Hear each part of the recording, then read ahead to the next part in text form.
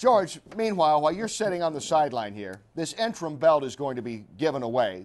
Do you have any thoughts on that? Does it really matter to you, the fact that somebody's going to be sort of the champion of the middleweight, of the welterweight ranks while you're healing up? No, I do actually care. There's two guys that are fighting, Nick Diaz and Carlos Condit. Carlos Condit is a very nice guy. I never trained with him, but I trained in Albuquerque along with some of his teammates. And he's a very nice guy. I like him a lot. But the reason why I wish Nick Diaz to win that fight is because I want to fight Nick Diaz. You know, I don't want to fight Carlos Condit. I want to fight Nick Diaz. You know, but in another way, I just hope the best man will win. And but if the best man is Nick Diaz, I will appreciate it more because it will be a better build-up for the fight.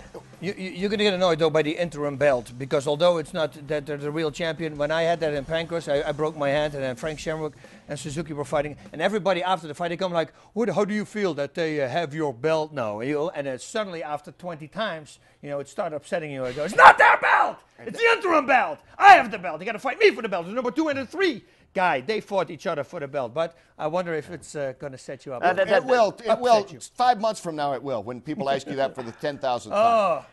Maybe it will, But for me, it's I try to not think about the belt, and I don't. When I'm going to a fight, like when I'm gonna fight the winner of that fight, I'm not thinking I'm the champion, I'm thinking like I'm gonna fight for the title, because if you lose, or you lose the title, even if you have it before or not, so it's, that's all matter. Now, specifically with Diaz, because you said you would prefer to fight him instead of Condit. Yeah, of course. What about Diaz? Is it the style matchup where people say, well, you've heard it, the critics, we talked about that. A lot of critics.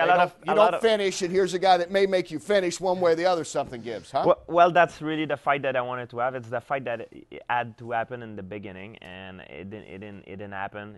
First, for the reason he didn't show up for the promotion. Then after I got hurt, and this whole thing happened, and that's really the fight that I wanted to have. And even though I like Carlos Condit better as a person, I would rather fight Nick Diaz. The talking has also to do something with it, I guess. Yeah. And I'm at my best when I have pressure on my shoulder. I'm at my best when someone is picking me. Well, that's what we said on the show. I wanted to really see that fight because it's going to take the best out of you. Because, people say, oh, he's playing it safe.